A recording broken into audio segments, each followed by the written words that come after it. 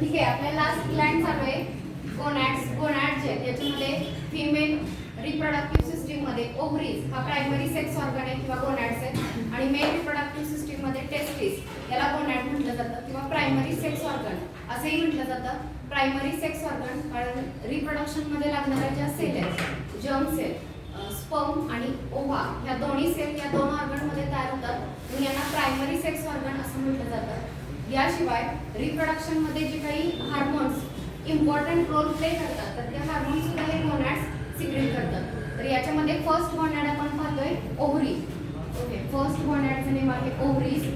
मी तुम्हाला काल हेही सांगितलं की मिक्स ग्लँड कोणत्या आहेत याच्यावरती क्वेश्चन विचारला होता. त्याच्यामध्ये पॅनक्रियास सगळ्यांना माहिती आहे की मिक्स ग्लँड आहे, तिचा काही पार्ट एंडोक्राइन आहे, काही एक्झोक्राइन आहे. त्याच्याच बरोबर ओव्हरी आणि टेस्टिस यांना सुद्धा मिक्स ग्लँड म्हटलं जातं. मग मिक्स ग्लँड मध्ये जसं पॅनक्रियासचं पॅनक्रियाटिक ज्यूस हे एक्झोक्राइन सिक्रेशन आहे आणि इन्सुलिन ग्लुकॅगॉन हे हार्मोन त्याचं एंडोक्राइन सिक्रेशन आहे, तसं ओव्हरीज आणि टेस्टिस यांचं एक्झोक्राइन आणि एंडोक्राइन सिक्रेशन काय आहे तर ओव्हरीजचं एंडोक्राइन सिक्रेशन मी बोर्डवरती लिहिलेलं आहे. इस्ट्रोजन, प्रोजेस्टेरॉन, रिलॅक्सिन आणि इनहिबिन हे हार्मोन आहेत जे हार्मोन ओव्हरीने सिक्रेट किंवा ओव्हरी सिक्रेट करते. आणि सेकंड यांचं एक्झोक्राइन सिक्रेशन काय तर ओव्हरी ओव्हा रिलीज करते किंवा एग रिलीज करते आणि त्या एगला एक्झोक्राइन सिक्रेशन असं मानलेलं आहे. सो सगळ्यांनी लक्षात ठेवा, जसं पॅनक्रियास मिक्स ग्लँड आहे तसं ओव्हरी आणि टेस्टिस सुद्धा मिक्स ग्लँड आहे. ओके, तर हे दोन हार्मोन आपले काल झाले होते. त्यातला फर्स्ट हार्मोन इस्ट्रोजन. सो सगळ्या हार्मोन मध्ये तुम्हाला हे लक्षात ठेवायचंय की तो हार्मोन सिक्रेट कोण करणार आहे, साधारण कधी सिक्रेट होईल आणि त्या हार्मोनचा रोल काय असेल रिप्रोडक्टिव्ह सिस्टीम मध्ये. सो फर्स्ट इस्ट्रोजन कोण सिक्रेट करतं, FSH.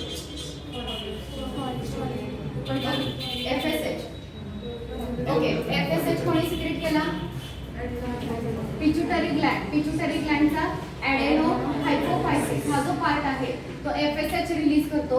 जेव्हा पिट्युटरी ग्लँड कडून FSH रिलीज होतो तेव्हा हा FSH कोणावरती काम करतो, ओव्हरी मध्ये जे फॉलिकल डेव्हलप होत आहे त्या फॉलिकल वरती हा काम करतो.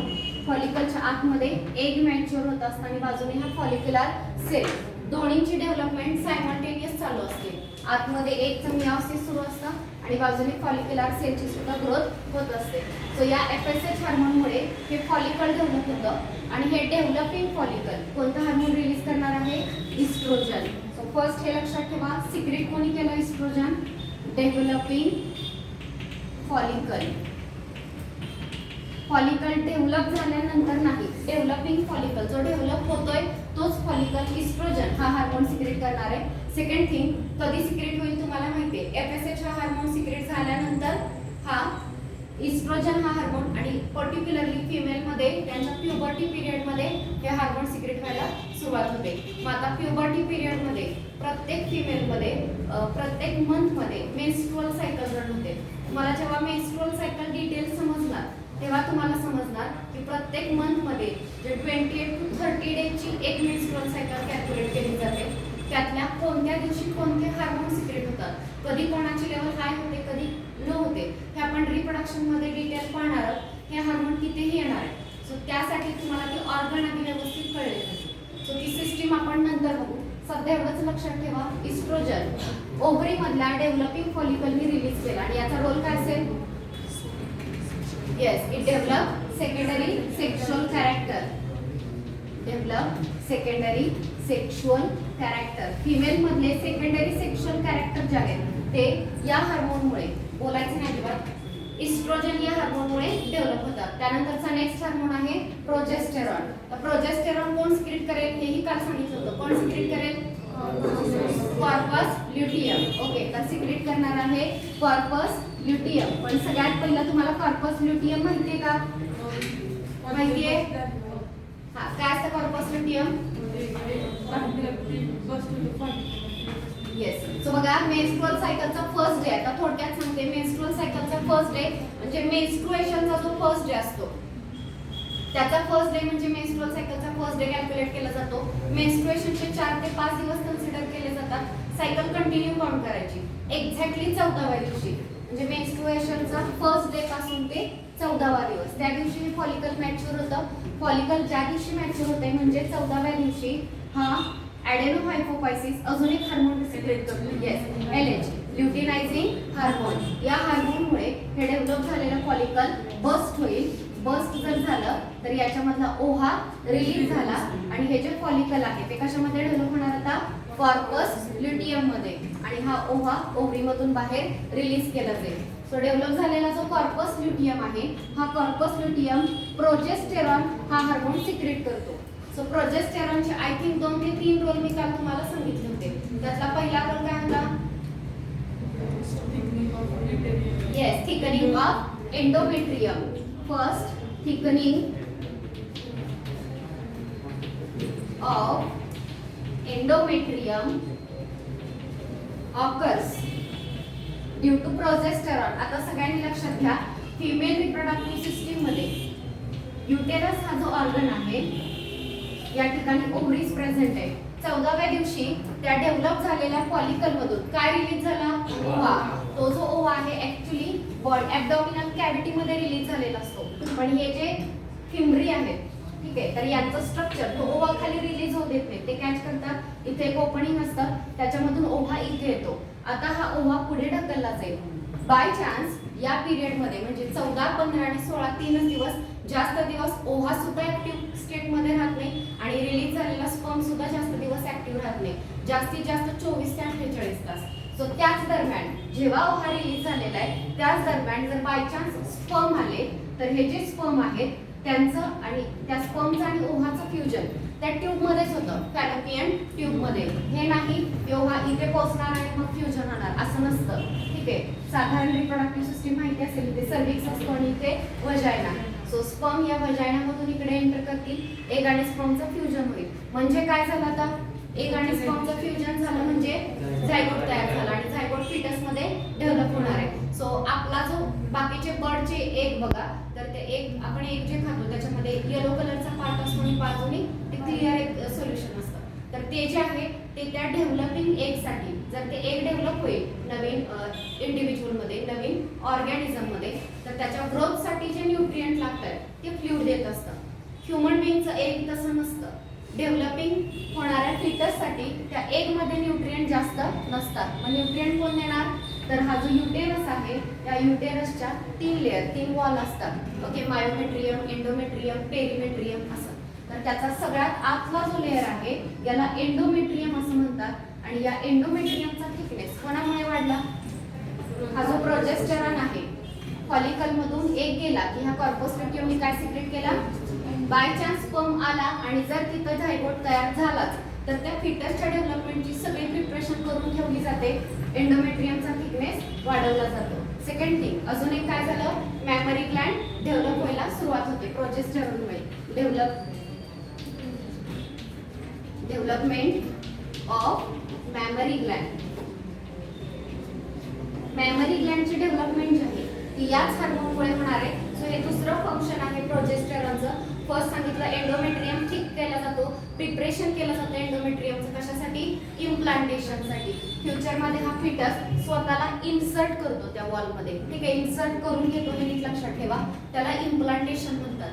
आणि जर त्याने स्वतःला इम्प्लांट केलं तरच त्याला न्यूट्रिएंट मिळणार आहे आणि न्यूट्रिएंट मिळाले तरच तो तिथं अलाइव्ह राहणार आहे. अदरवाईज तो वजायनामधून बॉडीच्या बाहेर रिलीज होतो, ज्याला नॅचरल ॲबॉर्शन असं म्हटलं जातं. सो बघा, याच्यामध्ये फर्स्ट सांगितलं की एंडोमेट्रियम डेव्हलप झालं, सेकंड सांगितलं मॅमरी ग्लँड्स डेव्हलप झाल्या आणि थर्ड इनहिबिट युटेराइन कॉन्ट्रॅक्शन. हे खूप महत्त्वाचं आहे. Inhibit uterine contraction. हा जो युटेरस आहे त्याची वॉल मस्क्युलर आहे आणि त्या मस्क्युलर वॉलमध्ये जर कॉन्ट्रॅक्शन सुरू झाले तर त्या कॉन्ट्रॅक्शनमुळे आतमध्ये जो फिटस आहे तो डाऊनवर्ड डिरेक्शननी पुश केला जातो. हे युटेरसचं कॉन्ट्रॅक्शन कधी झालं पाहिजे? जेव्हा जस्टेशनचा पिरियड संपणार, 9 मंथचा पिरियड, पूर्ण डेव्हलपमेंटचा पिरियड संपला की मग युटेरसचं कॉन्ट्रॅक्शन सुरू होतं. जर जस्टेशन होण्याआधीच, कंप्लीट होण्याआधीच जर युटेरस कॉन्ट्रॅक्ट झाला तरी सुद्धा काय होईल? फिटस युटेरसमध्ये राहणार नाही. सो इन शॉर्ट, हा जो प्रोजेस्टेरॉन आहे यांनी काळजी काय घेतली? प्रेग्नन्सी मेंटेन राहील, तो फिटस युटेरसमध्ये राहील. त्याची सगळी केअर कोणी घेतलेली आहे? प्रोजेस्टेरॉन या हार्मोनने घेतली. म्हणून प्रोजेस्टेरॉनला प्रेग्नन्सी मेंटेनिंग हार्मोन असं म्हणतात. तिन्ही फंक्शन कळले प्रोजेस्टेरॉनचे. येस, हा दुसरा हार्मोन आहे जो ओव्हरीमधून रिलीज होणार आहे. त्यानंतरचा तिसरा हार्मोन आहे रिलॅक्सिन.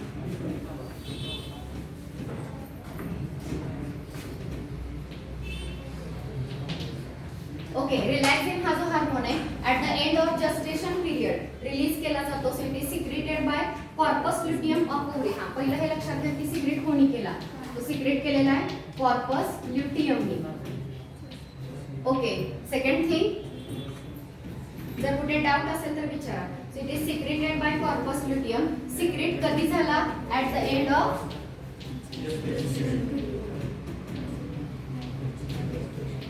Gestation period. जस्टेशन पिरियड समजला?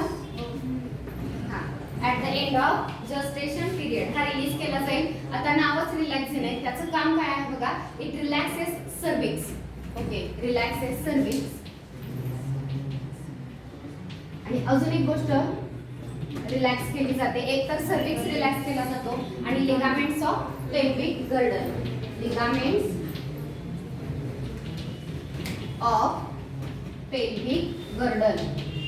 पहिली गोष्ट रिलीज कोणी केला?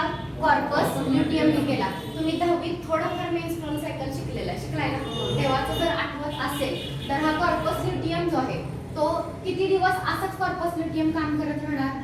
जर एग आणि स्पर्मचं फ्युजन झालं, झायगोट तयार झाला तर तो कंटिन्यू राहतो. जर तसं नाही झालं तर कॉर्पस ल्युटियमचं कन्व्हर्जन कशात होतं आठवतं कोणाला? कॉर्पस ल्युटियमचं कन्व्हर्जन कॉर्पस अल्बिकन्स मध्ये होतं आणि त्याला डिजनरेट केलं जातं, किल केलं जातं इन शॉर्ट. पण आता जर प्रेग्नन्सी कंटिन्यू झालेली आहे तर हा कॉर्पस ल्युटियम कंटिन्यू राहतो आणि at the end of gestation 9 मंथच्या डेव्हलपमेंट कंप्लीट झाल्यानंतर आता हा कॉर्पस ल्युटियम कुठला हार्मोन रिलीज करेल? रिलॅक्सिन. हा रिलॅक्सिन सर्विक्स रिलॅक्स करतो. सर्विक्स जर हे युटेरस असेल आणि इथं जर हे सर्विक्स असेल, ठीक आहे, तर हा जो सर्विक्स आहे हे ओपनिंग म्हणजे ते बंद असतं जोपर्यंत फिटसची डेव्हलपमेंट सुरू आहे. का बंद असेल? याच्यामधून सुरुवातीचे जे फिटस आहे ते बॉडीच्या बाहेर रिलीज होऊ नये म्हणून. सो जेव्हा जस्टेशन कंप्लीट होईल, हा रिलॅक्स होईल, तेव्हा हा ट्रॅक थोडासा मोठा होतो जेणेकरून फिटस पुश केलं जाईल. आणि अजून एक गोष्ट, ligament of pelvic girdle. Pelvic girdle सगळ्यांना आठवतं? 2 गर्डल स्केलेटल अँड लोकोमोशन मध्ये शिकला. इथं जे आहे त्याला म्हणायचं पेक्टोरल गर्डल आणि हिप रिजन मध्ये जे आहे त्याला पेल्विक गर्डल. पेक्टोरल गर्डलला आपले हँड जे अटॅच आहेत त्यातले बोन आणि पेल्विक गर्डलला तुमचे लेग्स अटॅच. तर तो जो pelvic girdle basin shape bone आहे, आठवतं का तुम्हाला? तर त्या बोन मध्ये रिप्रोडक्टिव्ह सिस्टीम लोकेट झालेली आहे.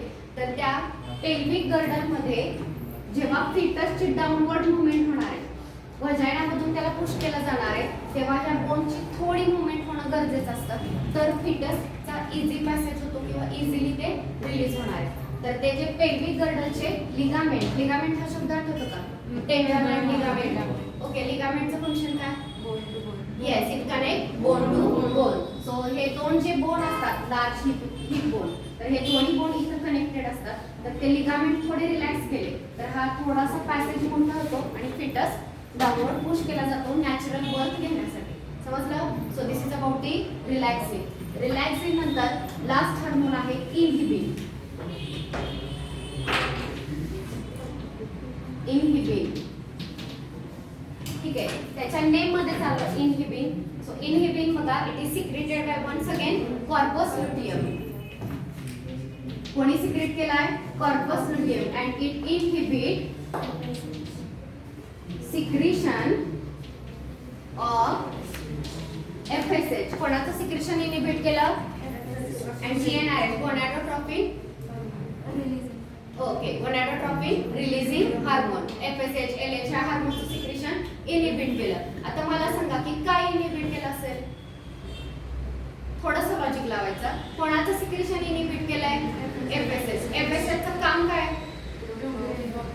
FSH is follicle stimulating hormone. त्या हार्मोनमुळे काय होणार आहे? फॉलिकल डेव्हलप होणार आहे, बरोबर?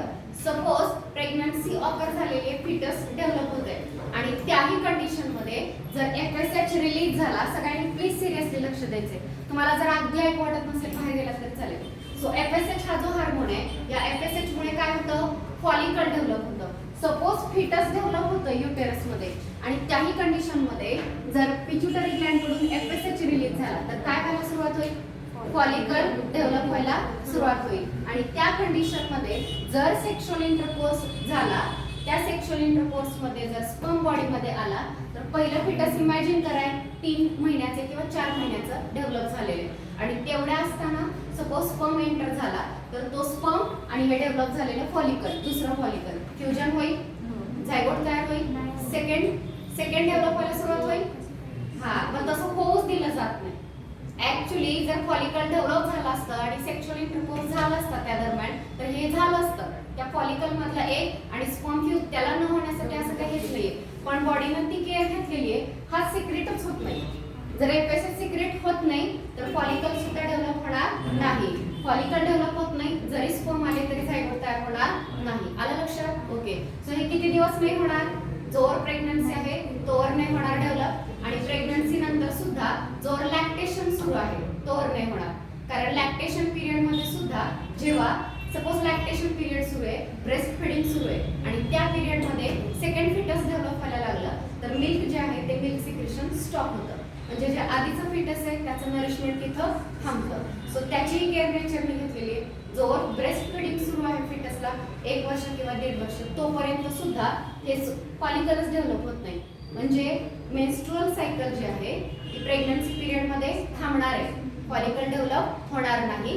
आणि पार्च्युरेशन नंतर फिटसला बर्थ दिल्यानंतर सुद्धा जोवर लॅक्टेशन सुरू आहे तोवर मेन्स्ट्रुअल सायकल स्टॉप झालेली असते. समजलं सगळ्यांना? नेक्स्ट फॉलिकल डेव्हलप होत नाही. So this is about the hormone secreted by ovaries. ओव्हरीचे हार्मोन कळले? लक्षात राहतील? Yes. First hormone is estrogen, second is progesterone, third is relaxin and last is inhibit. पहिला इस्ट्रोजन समजला, सेकंडरी सेक्शुअल कॅरेक्टर डेव्हलप होतात. Progesterone एंडोमेट्रियमचा thickness increase होतो, mammary gland develop होतात. अजून येस डेव्हलप काय सांगितलं? इनहिबिट युटेराइन कॉन्ट्रॅक्शन, युटेरसचं कॉन्ट्रॅक्शन होऊ देत नाही. त्यानंतर नेक्स्ट रिलॅक्सिन, जस्टेशन पिरियड संपल्यानंतर सर्विक्स रिलॅक्स होतो आणि पेल्विक गर्डलचे लिगामेंट रिलॅक्स होतात. आणि इनहिबिट जो आहे तो फॉलिकल स्टिम्युलेटिंग हार्मोनचं सिक्रेशन इनहिबिट करतो. एवढं कळलं की नाही? नेक्स्ट आपण स्टार्ट करतोय testis. Next male reproductive system मधला गोनाड आहे टेस्टिस.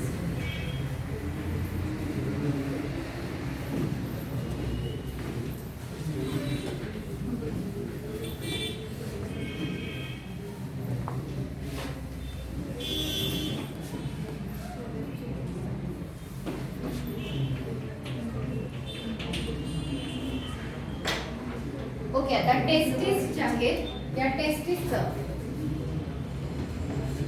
कोणते हार्मोन सिक्रेट होतात तर ओव्हरीने जेवढे सिक्रेट केले तेवढे होत नाहीत. Okay. So testis secrete male sex hormone called androgen.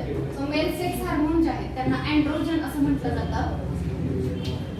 तर फिमेल सेक्स हार्मोन त्यांना आपण इस्ट्रोजन. इस्ट्रोजन मध्ये मी तुम्हाला सांगितलं इस्ट्राडायल. तसं बघा मेल मध्ये टेस्टिस जे एंड्रोजन सिक्रेट करतो त्याच्यामधला मेन एंड्रोजन आहे टेस्टोस्टेरॉन. टेस्टोस्टेरॉन हा हार्मोन जो आहे तो सिक्रेट केला जातो. मग आता हा जो टेस्टोस्टेरॉन आहे याचं फंक्शन काय बघा? टेस्टोस्टेरॉन पहिली गोष्ट सिक्रेट कोणी केला? Testosterone. It is secreted by Leydig cell और it is also called as interstitial cell. त्यांना लेडिक सेल किंवा इंटरस्टिशियल सेल असं सुद्धा म्हटलं जातं. By the influence of luteinizing hormone. कोणत्या हार्मोनमुळे हा सिक्रेट झाला? ल्युटिनायझिंग हार्मोन कोणी सिक्रेट केला? येस, पिट्युटरी ग्लॅन्डच्या ॲडेनोहायपोफायसिस या पार्टने एलएच सिक्रेट केला. एलएच सिक्रेट झाला की टेस्टिस मध्ये लेडिक सेल काय सिक्रेट करणार आहे? टेस्टोस्टेरॉन हा हार्मोन सिक्रेट करतील.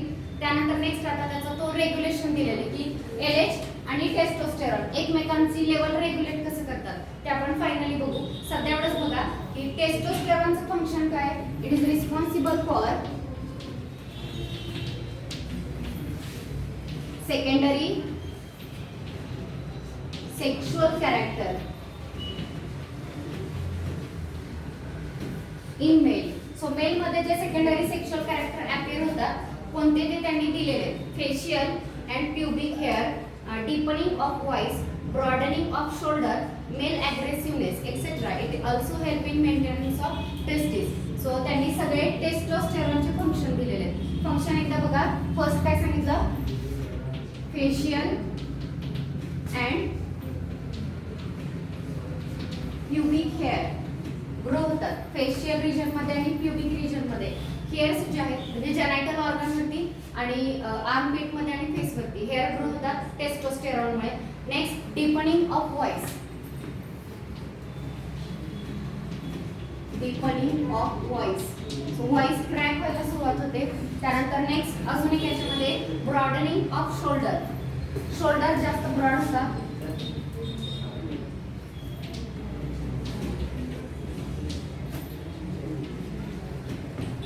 deepening of voice, broadening of shoulder, male aggressiveness आणि maintenance of testes, male aggressiveness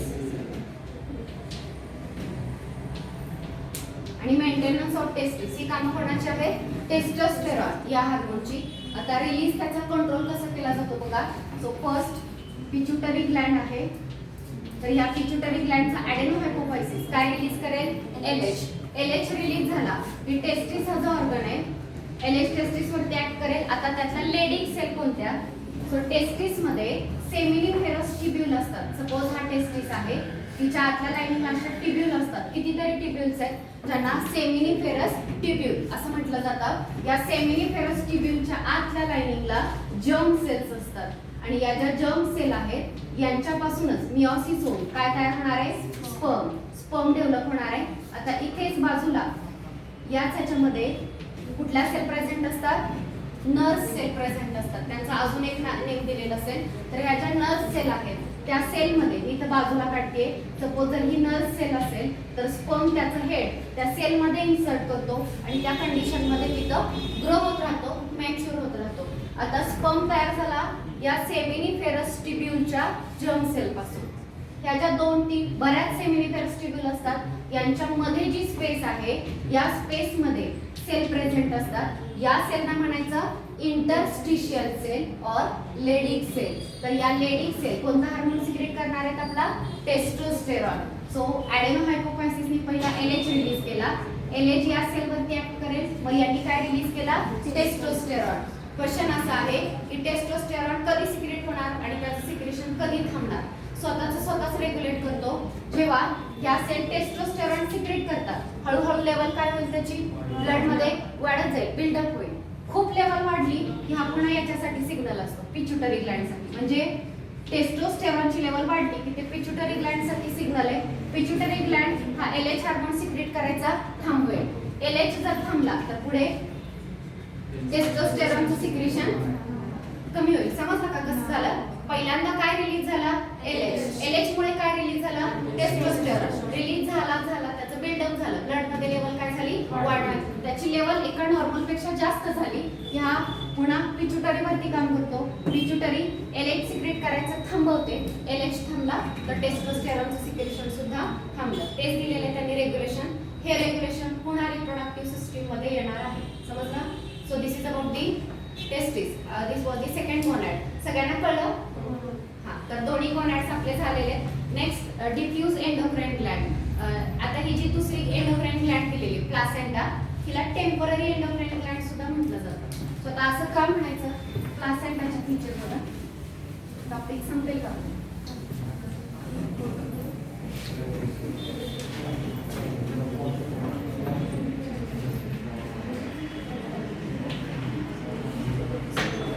ठीक आहे. प्लासेंटा बद्दल काय दिलेलं बघा. It is connection between fetus and uterus. यांच्यामध्ये हे कनेक्शन आहे. त्यानंतर नेक्स्ट ही जी ग्लँड आहे हा कशासाठी ऍक्च्युली डेव्हलप झालेला आहे? एक्सचेंज ऑफ न्यूट्रिएंट किंवा मटेरियल म्हणा, वेगवेगळ्या गोष्टींचा एक्सचेंज होतो. त्यानंतर नेक्स्ट ही टेम्पररी एंडोक्राइन ग्लँड आहे. आता लिस्ट लिहिते की ही ग्लँड कोणते हार्मोन सिक्रेट करते. ओम लक्ष दे. पहिला हार्मोन कोणता सिक्रेट केलेला आहे? इस्ट्रोजन. सेकंड दिलेला आहे प्रोजेस्टेरॉन. फर्स्ट इज इस्ट्रोजन आधी शिकलाय तुम्ही. सेकंड इज प्रोजेस्टेरॉन आणि third is HCG human chorionic gonadotrophin. तर हे हार्मोन जे आहेत ते सिक्रेट केले जातात. आता ह्या हार्मोनचं फंक्शन आपण पुढे बघूयात. आधी प्लासेंटा काय आहे समजून घ्या. जर हा युटेरस असेल तर या युटेरस मध्ये जर फिटस असेल तर याच्या सगळ्या बाजूने एक ऑर्गन डेव्हलप होतो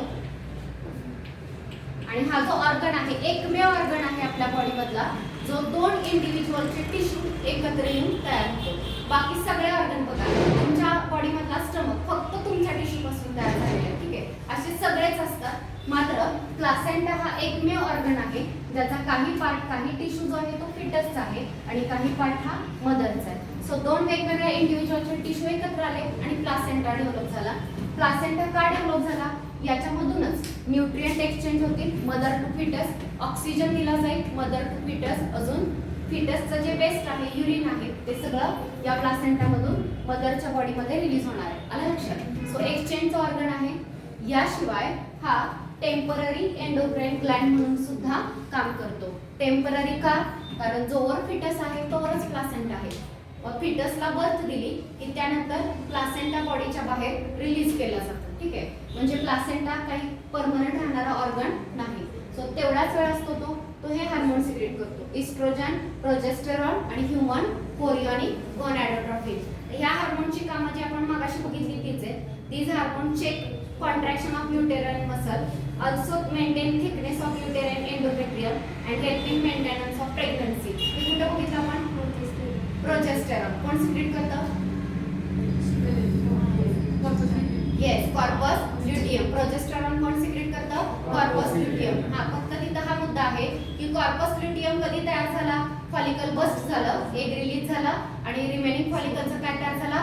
कॉर्पस ल्युटियम. पण कॉर्पस ल्युटियम सगळ्या प्रेग्नन्सी मध्ये कंटिन्यू राहत नाही, थोडे दिवसच असतो तो, 1-3-4 महिने. त्यानंतर कॉर्पस ल्युटियम डिजनरेट झाल्यावर त्याची कामं कोण करणार? तर जेव्हा हे लक्षात घ्या की कॉर्पस ल्युटियम किती दिवस राहिला? जोवर प्लासेंटा तयार होत नाही तोवर.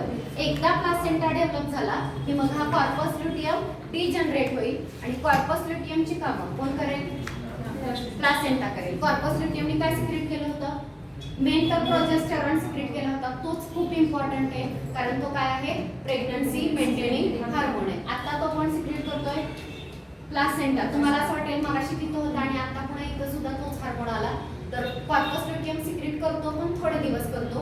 तो डिजनरेट झाल्यानंतर आणि प्लासेंटा डेव्हलप झाल्यानंतर ते काम प्लासेंटा करणार आहे. फंक्शन तेच आहे. पहिलं काय सांगितलं? Thickening of endometrium of uterus. Second काय सांगितलं? कॉन्ट्रॅक्शन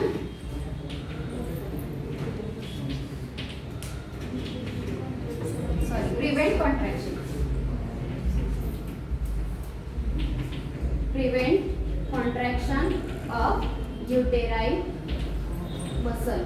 Uterine muscle चं contraction prevent केलं जातं. So this is about the placenta. सगळ्यांना placenta कळलं का? तर मी तुम्हाला या आधी पण सांगितलं प्लासेंटाचे हार्मोन फक्त एनसीईआरटीत दिलेले ते यावर्षी इथे ऍड केलेले.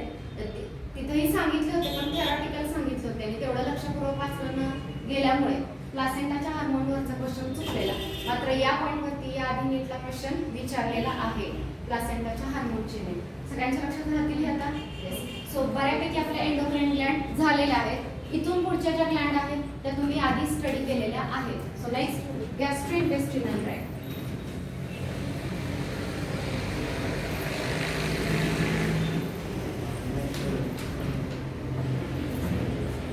Gastro intestinal Gland.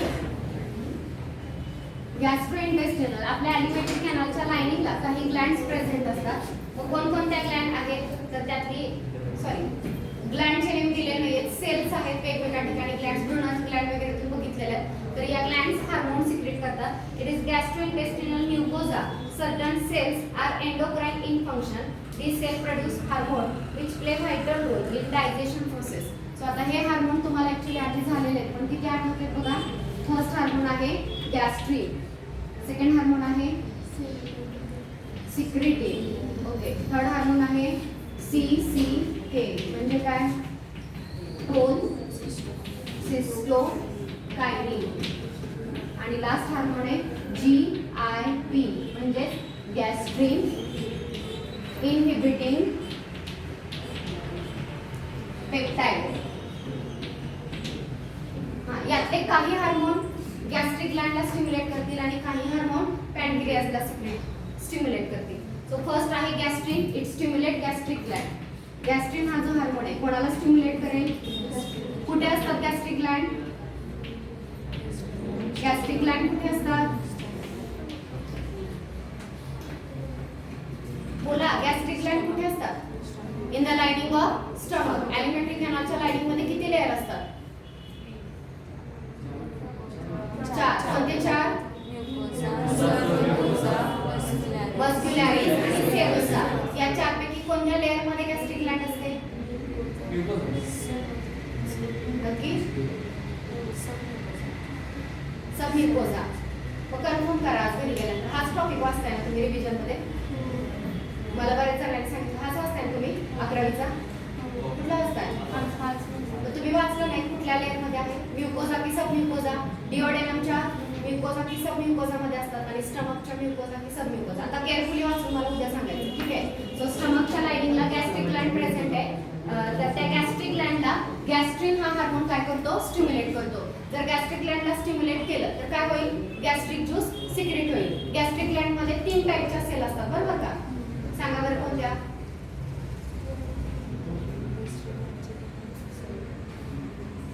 ऑक्झिंटिक cell, parietal cell, peptic cell. आठवतं का? Mucus cell. म्युकस सेल काय सिक्रेट करतात? म्युकस. परायटल सेल काय सिक्रेट करते?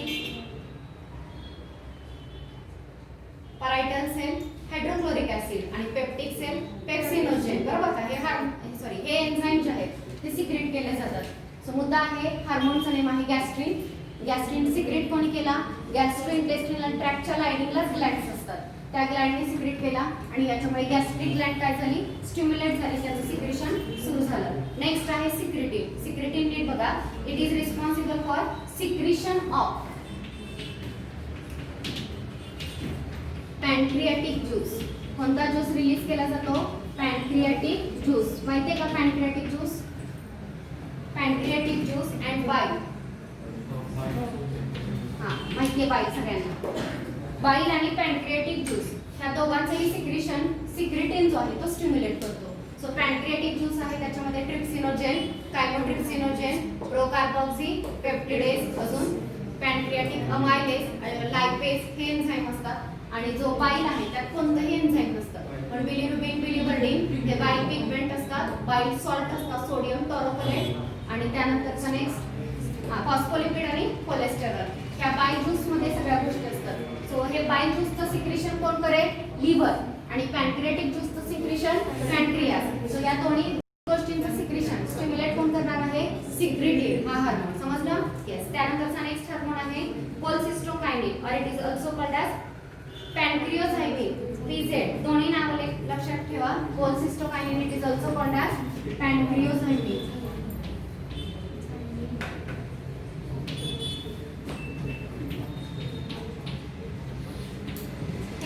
तर हा जो हार्मोन आहे this hormone stimulate pancreatic juice to release and also stimulate gall bladder to release bile juice. Stimulate release of pancreatic juice and bile juice. या दोन्ही गोष्टींचा रिलीज हे स्टिम्युलेट करतं. आधीच आणि सिक्रेशन स्टिम्युलेट केलेलं आणि याने हा रिलीज. बघा, लिव्हर बाईल ज्यूस सिक्रेट करतो आणि सिक्रेट केलेला ज्यूस गॉल ब्लॅडर मध्ये स्टोअर केला जातो. सो या गोष्टींचा पॅनक्रियाटिक ज्यूसचा आणि बाईल ज्यूसचा रिलीज स्टिम्युलेट करणारा जो हार्मोन आहे तो आहे CCK. आणि सगळ्यात शेवटचा आहे gastric inhibitory peptide. Okay, it slows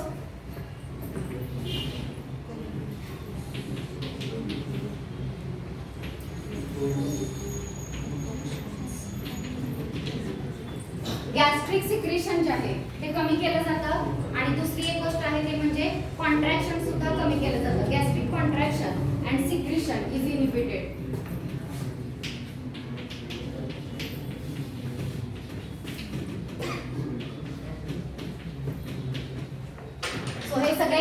intestinal tract मधले हार्मोन आहेत. पुन्हा एकदा रिपीट करा. फर्स्ट होता gastrin, second secretin, third cholecystokinin और it is also called as pancreozymin PZ. Next आहे gastrin inhibitory peptide. Gastrin stimulate gastric gland, secretin stimulate secretion of pancreatic juice and bile juice, CCK stimulate release of pancreatic juice and bile juice, and gastric inhibitory peptide slows down gastric secretion as well as mobility. आपल्या gastrointestinal tract ची mobility सुद्धा हा कमी करतो. So this is about the gastrointestinal gland. हे कळलं सगळ्यांना? Yes. एक लास्ट आहे किडनी. तर किडनीच्या हार्मोनचे डिटेल दिलेले नाही, फक्त हार्मोनचे नेम आहे. तुम्ही डिटेल स्टडी केलेले किडनी मध्ये हे रेग्युलेशन.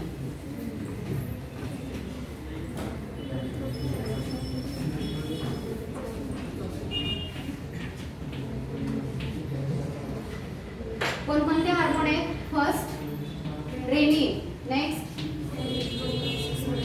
इरिथ्रो पोएटिन आणि थर्ड कॅल्सी कोलकॅल्सिफेरॉल चा ऍक्टिव्ह फॉर्म आहे कॅल्सिट्रायल.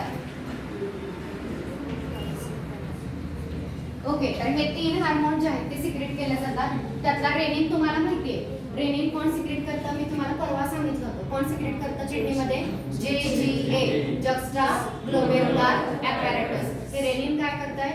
एंजियोटेन्सिनोजेन कन्वर्जन एंजियोटेन्सिन 1 आणि मग एंजियोटेन्सिन 2 मध्ये व्हॅसोकॉन्स्ट्रिक्टर डायलेटर ते काम करतात. ब्लड प्रेशर इन्क्रीज करतात. ते त्यांचं काम आहे युरिन फॉर्मेशन मध्ये. इरिथ्रोपोएटिन, इरिथ्रोसाइट हा वर्ड आपण आरबीसी साठी यूज करतो. पोयासिस म्हणजे सिंथेसिस. सो हा जो हार्मोन आहे तो आरबीसी चं प्रोडक्शन स्टिम्युलेट करेल. आणि अजून एक सांगितलेलं आहे calcitriol. Calcitriol is active form of vitamin cholecalciferol. तर तुमच्या पूर्ण सिलेबस मध्ये व्हिटॅमिन दिलेलेच नाहीये, मात्र व्हिटॅमिन डी जो आहे आपल्या स्किनच्या खाली तयार होतो. तर त्या व्हिटॅमिनच्या सिंथेसिसच्या वेगवेगळ्या स्टेजेस आहेत. तर त्यातली कॅल्सिट्रायल ही सगळ्यात शेवटची ऍक्टिव्ह स्टेज आहे. आणि कोलकॅल्सिफेरॉल हे स्किनच्या खाली D3 म्हटलेले त्याला व्हिटॅमिन, त्याच्यापासून हा कॅल्सिट्रायल तयार होतोय. त्यानंतरचा नेक्स्ट आहे हार्ट. हार्टचे पण हार्मोन तुम्हाला माहिती आहे. कुठला हार्मोन माहिती आहे का? हा ॲट्रियल नायट्रियुरेटिक फॅक्टर ANF हा काय करतो? त्याचं कंट्रोल आपण कुठे शिकलो? एक्सक्रिएशन, त्याच ह्याच्यामध्ये शिकलेले. ह्याचं काम काय? Yes, increases sodium excretion bye kidney and reduces blood pressure. Opposite आहे. आधीचे जे दुसरे हार्मोन आहेत ना, रेनिन किंवा बाकीचे, तर ते ब्लड प्रेशर इन्क्रीज करतात. तर हा ॲट्रियल नायट्रियुरेटिक फॅक्टर ब्लड प्रेशर कमी करतो. आलं लक्षात सगळ्यांना? Okay, so this is about that. Next hormone therapy दिलेली आहे लास्ट.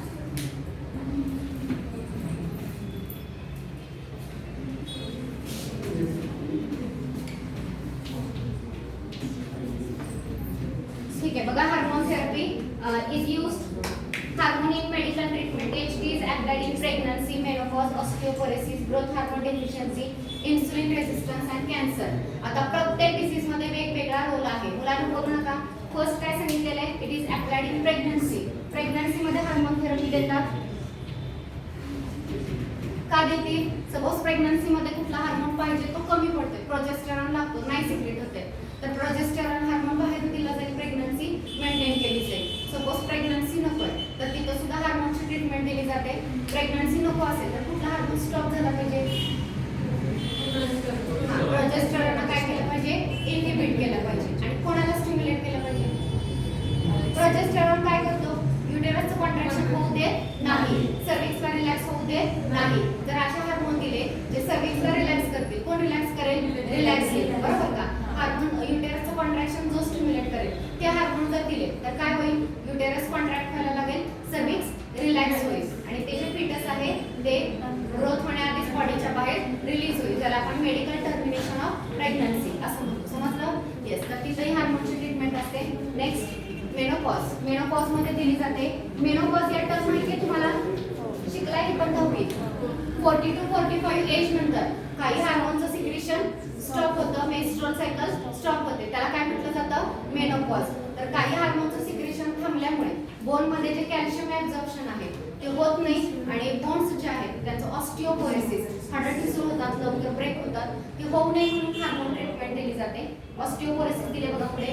ग्रोथ हार्मोन डिफिशियन्सी, जर ग्रोथ हार्मोन सिक्रेट होत नसेल, ग्रोथ होणार नाही, तर त्या पर्सनला ग्रोथ हार्मोनची जर ट्रीटमेंट दिली तर ग्रोथ होणार आहे बॉडीची. आणि लास्ट दिलेली इन्सुलिन रेझिस्टन्स, त्या तर आपण घेतोच. ज्यांना डायबिटीज आहे त्या पेशंटमध्ये आपण इन्सुलिन या हार्मोनची ट्रीटमेंट आणि कॅन्सर पेशंटमध्ये सुद्धा हार्मोनची ट्रीटमेंट घेतली जाते. सो बरेच डिसीज सुद्धा हार्मोनची ट्रीटमेंट यूज होते. समजलं सगळ्यांना? येस. सो हा टॉपिक कंट्रोल कोऑर्डिनेशन संपलेला आहे. येस. नेक्स्ट पुढे आहे का?